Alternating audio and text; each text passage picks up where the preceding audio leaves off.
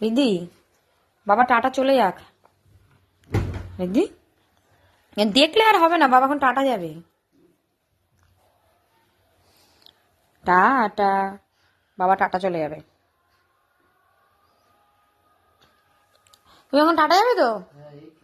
যাও, টাটা।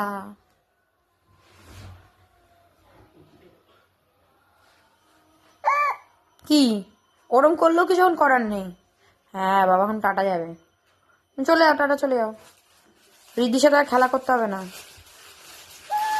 কি ওরকম কান্না করলেও হবে না এখন। এখন যাবে, টাটা যাবে।